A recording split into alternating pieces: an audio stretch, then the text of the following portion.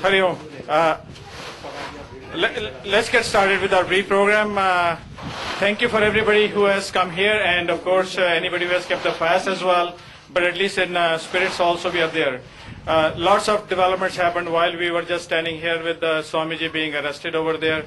That will come out as a test for our democracy as well, and we all are with them. And as the news comes, we would give those news also. Of course, live TV is there. On the website, there's a bharatswabhimanusa.org.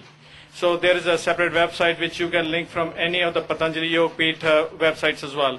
But just to let you know that Swamiji had written a letter to Prime Minister Dr. Manmohan Singh a while ago asking for a number of changes which no party or no human being can deny that this is not in the national interest. It is beyond the party, beyond the people, beyond the caste and creed as well. And some of those demands we have just circulated the paper if anybody did not have a chance to look into the email. But they are declared the accounts which are outside of the black money, which we all know in the Swiss bank accounts, to the account of 1.3 trillion, which is almost 60-70% larger than the next nation. So that amount which Swamiji has said, make it a national treasure, and of course 1.3 trillion, which is close to our GDP, can do wonders for our country also. And not to mention, one thing great has happened also, ever since this movement happened, we hope that the outflow of that money has restricted, if not totally stopped. The second was stashing away the black money in the tax havens, make it a crime, and lifetime imprisonment for the corrupt, enactment of a strong Lokpal bill, and setting up a fast-track courts for all states to deal specifically with the corruption issues. Those are some of the main demands that Swamiji had. Without further delay, let me ask a couple of people to come up and speak up for a few minutes, and then the place would be open for everybody else and the last update that we can give. Let me start with our dear friend Prakash Rao. Most of us, we know him from the Hanuman Temple and his tireless effort for saving the heritage also, especially when you see Global Hindu Heritage Foundation as well. So Prakash ji, here you are.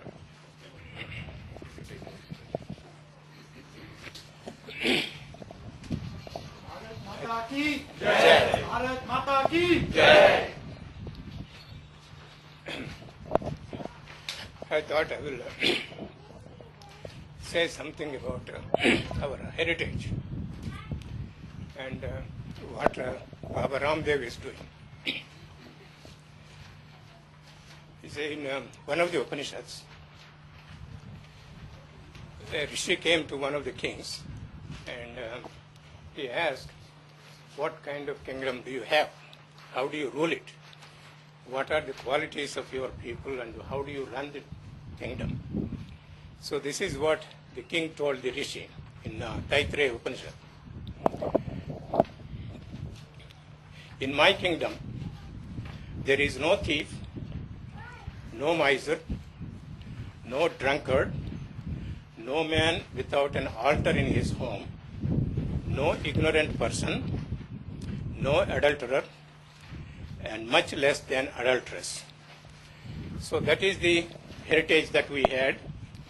That is the heritage our rishis have left us. And Mahabharata, Ramayana, all these scriptures have given us so much. Somehow we have distanced ourselves. We have become ignorant of our scriptures. And Hindus have to wake up.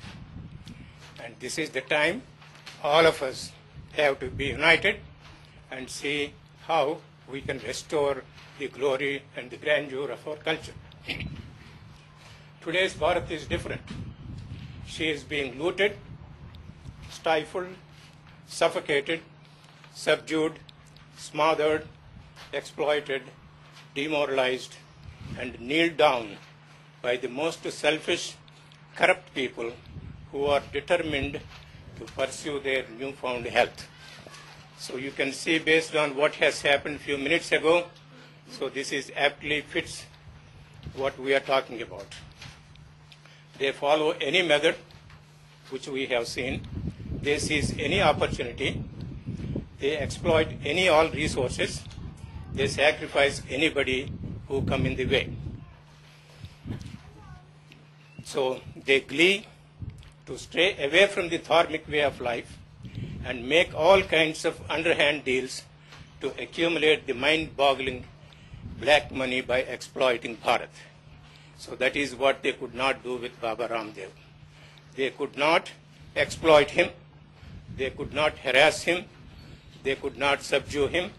So that's the reason they felt he was a threat for the government, and whatever action they have taken, that is what they have taken. Baba Ramdev is a true son of Bharat who represents the eternal universal values couched in the principles of Dharma. So he is pained by the moral decay and ethical bankruptcy among certain sections of the people.